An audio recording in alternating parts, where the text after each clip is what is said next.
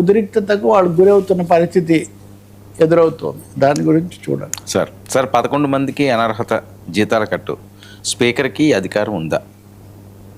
మీరేమంటారు? ఎలాగ మీరేమంటలేదుగా. ఇప్పుడన్నా ఏదో ఒకటి అనండి. మీరు కూర్చున్నందుకు, మనం ఇద్దరం కూర్చున్నందుకు ఏమేమి మాట్లాడకపోతే మరీ నాది కాదు సార్, అసలు ఏం చెప్తున్నది రాజ్యాంగం అని ఇలాంటివి.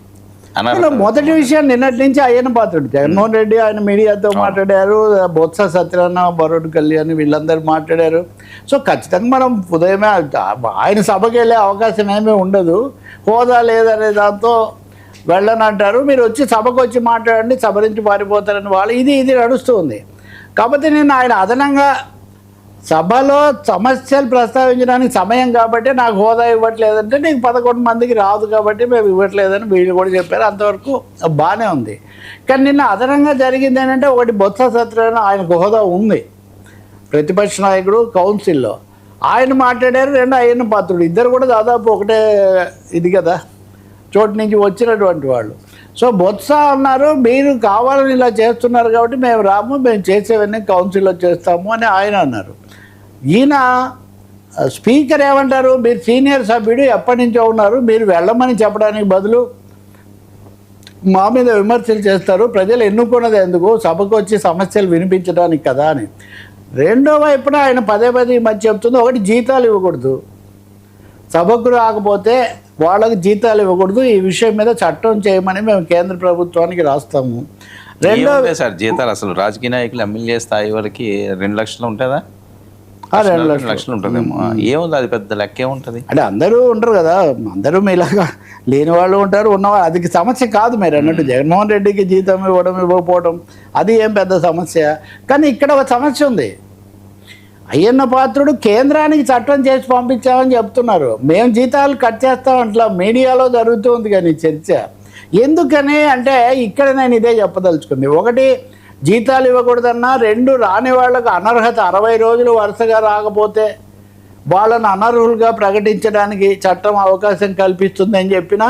ఇంకొక మీడియా మిత్రుడు అంటే ఒక చోట అయితే ఎక్కడో చూసా నేను, అసలు వీళ్ళని అనర్హులుగా ప్రకటించడం ఖాయం, ఉప ఎన్నికలు కూడా వస్తాయి, ఉప ఎన్నికలు వస్తే ఎట్లా ఉంటాయని ఆయన ఊహాగానాలు ఆయన చేస్తున్నారు.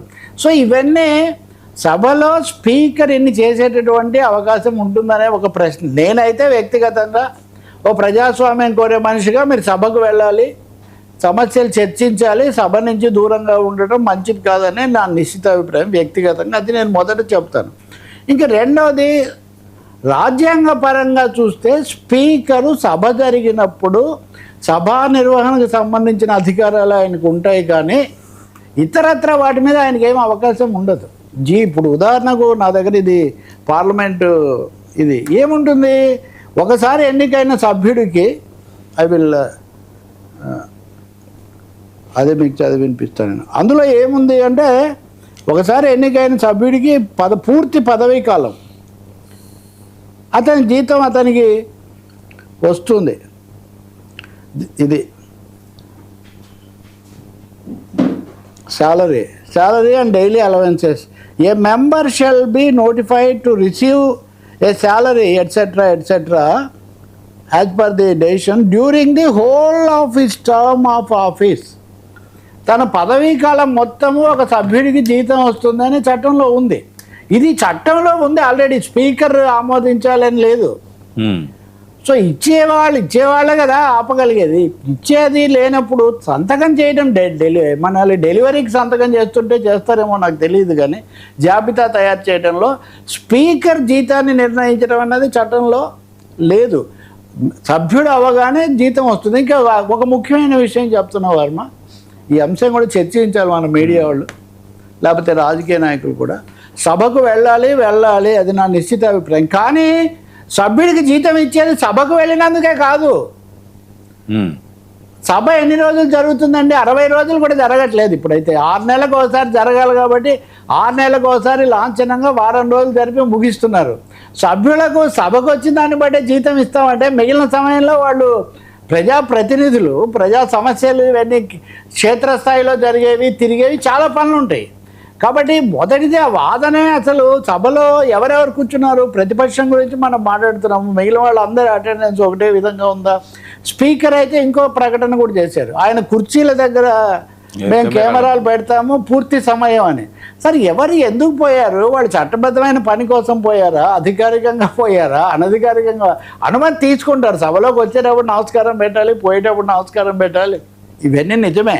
కానీ వీటన్నిటిని హార్డ్ అండ్ ఫాస్ట్ రూల్స్గా చేసి కుర్చీల దగ్గర కెమెరా పెడతా అంటే అధికార పక్షం వాళ్ళు కూడా ఒప్పుకోరు. ఎందుకంటే లాబీలో అనేక మంది మనలాంటి వాళ్ళతో మాట్లాడుతూ ఉంటారు, లేకపోతే ఎవరన్నా డెలిగేషన్స్ వస్తే వెళ్ళి కలుసుకుంటారు, చాలా జరుగుతాయి ఇవి. మూడోది ఇందాక నేను అన్నట్టుగా వాళ్ళకు నియోజకవర్గాల్లో కూడా వాళ్ళు పనులు చేస్తారు. కొన్ని దేశాల్లో అయితే 10 రోజులే జరుగుతుంది పార్లమెంటు ఏడాదికి. కాబట్టి జీతం అన్నది కేవలం సభకు హాజరు కావటం అన్న ఒక్క దాని మీద ఆధారపడి ఉండదు. ఇది నేను ఒక వైసీపీ గురించో తెలుగుదేశం గురించో చెప్పట్లేదు, రాజ్యాంగ వ్యవస్థ గురించి జీతం ఇచ్చేది నిర్ణయించేది స్పీకర్ కాదు, జీతం ఇచ్చేది కేవలం సభకు వచ్చినందుకే కాదు, సభకు మీరు లేనప్పుడు కూడా వాళ్ళకి బోల్డ్ అలవెన్సులు ఇవన్నీ వస్తాయి. కానీ స్పీకర్కి అధికారాలు ఉంటాయి. ఏ విషయంలో ఉంటాయి?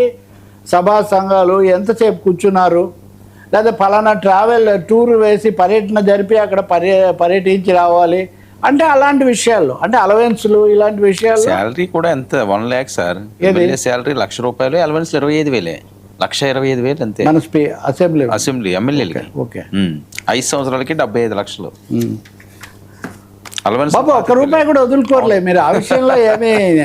అంటే ₹1,00,000 అంటే అసలు దీని గురించి ఇంత చర్చ అవసరమా అని కాదు కదా. ఇక్కడ రాజకీయం పొలిటికల్ మెసేజ్ లక్ష్యం ఎంతో నేను ఇంకా ఇప్పుడు చేయాలి. ఎందుకంటే ఇప్పుడు పొలిటికల్ మెసేజ్ ఏంటి? ఇక్కడ మీరు సభకు రాలేదు, మేము బాధ్యత నిర్వహించలేదు కాబట్టి మేము కట్ చేస్తున్నాం అని ఒక మెసేజ్ పంపడం. కానీ దాని మీద పదే పదే స్ట్రెస్ చేయడం ద్వారా అధికారం ఏదో స్పీకర్కి ఉంది, చట్టం చేసి లోక్సభకు పంపిస్తే లోక్సభ దాన్ని ఆమోదిస్తుందా? లోక్సభ కానీ ఆఖరికి శాసనసభ కానీ కోరం లేక ఎన్నిసార్లు వాయిదా పడుతుందండి?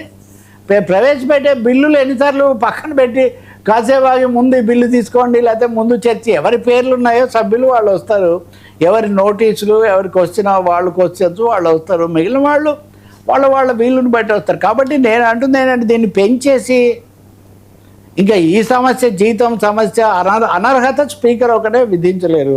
మరి మా స్పీకర్ గారు 3 రకాల విధులు నిర్వహిస్తారు సార్. ఒకటి హౌస్కు సంబంధించిన ఫంక్షన్, రెండవది ఎగ్జిక్యూటివ్ ఫంక్షన్, మూడవది జ్యుడిషియల్ ఫంక్షన్. ఈ మూడింటికి పరిమితులు ఉంటాయి. పరిమితులు లేనిది ఏది లెజిస్లేటివ్ ఫంక్షన్. సభలో బిల్లులు ప్రవేశపెట్టడం, వాటిని మళ్ళీ ఇంకొకరికి పంపించడం, ఎవరెవరు చర్చకు ఉండాలో ఎంత సమయం ఉండాలో చెప్పడం, ఉపసంఘాల్లో ఎవరెవరు ఉండాలి, దేనికి ఎవరు చైర్మన్గా ఉండాలి, లేదా సభా కార్యక్రమాలకు సంబంధించిన ఎగ్జిక్యూటివ్ పార్ట్ ఉంటుంది. ఉదాహరణకు మణిపూర్లోనో ఎక్కడో సమస్య వచ్చింది, అసెంబ్లీ సెక్రటరీ నియామకం ఉందనుకోండి, దట్ అగైన్ వేరే రూల్స్ అన్నీ వర్తిస్తాయి. ఎగ్జిక్యూటివ్ ఫంక్షన్కి వచ్చేసరికి కోర్టులు జోక్యం చేసుకుంటాయి దాంట్లో కూడా. Third one is judicial function, that is అనర్హతలు ఇట్లాంటివి వచ్చినప్పుడు తప్పకుండా జ్యుడిషియల్ ఫంక్షన్. అంటే మొన్న జడ్జి గారు కూడా చెప్పారు, హైకోర్టు చెప్పింది, సుప్రీంకోర్టు కూడా, when dealing with matters like defection, anti defection, he's acting as a judicial authority. ట్రైబ్యునల్గా మారిపోతుంది స్పీకర్ కార్యాలయం, తాత్కాలికంగా మారిపోయి ఇస్తుంది. అందుకనే దాన్ని సమీక్షించే అధికారం న్యాయస్థానం అనుకుంటుంది. కాబట్టి ఇక్కడ చాలా స్పష్టంగా వైఎస్ఆర్ పార్టీ వాళ్ళు సభకు రావాలి, సమస్యలు చర్చించాలి, ఇక్కడికి వచ్చి ఆ పోరాటం ఏదో ఇక్కడ చేయాలనేది నెంబర్ 1. నెంబర్ 2, స్పీకర్ లేదా ఆయన మనుషులు. నాకు ఇదివరకు కోడెల శివప్రసాద్ గారు ఉండేవాళ్ళు, అప్పుడు కూడా జగన్ చివరి 2 ఏళ్ళు ఏమండి మీరన్నా చెప్పొచ్చు కదా అంటే, ఎందుకు సార్ ఎన్నిసార్లు నేను మెసేజ్ పంపించానో తెలుసా, పంపిస్తూ ఉంటాను నేను, ఏమయ్యా సభకు రావచ్చు కదా మేము అని అనేవాడిని, నేను చెప్తూ ఉంటాను, ఆయన వినరని అనేవారు.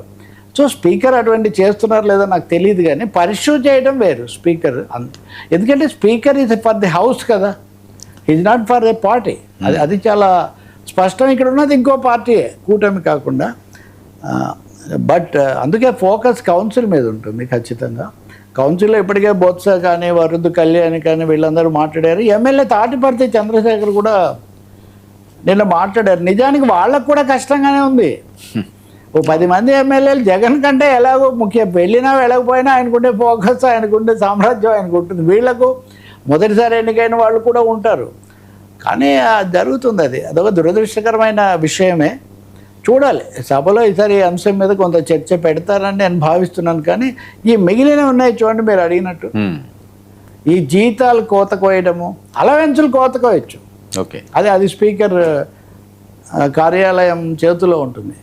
జీతం మొత్తంగా కోత కోయడం ఉండదు, సిఫార్సు చేస్తే, బహుశా చేస్తే వాళ్ళు కోర్టు కూడా వెళ్ళొచ్చు. ఎందుకో ఇప్పుడు జగన్మోహన్ రెడ్డికి హోదా ఇవ్వాలనే విషయం కూడా కోర్టు ముందు ఉంది కదా. అది వస్తుంది, ఇప్పటికే 2 ఏళ్ళు సగం కాలం అయిపోయింది, అదేమి జరిగేది కాదు. కానీ హోదా రాదు, ఇవ్వరు, ఇంక అందులో వేరే చర్చ కూడా ఏం పెద్దగా లేదు. సరే.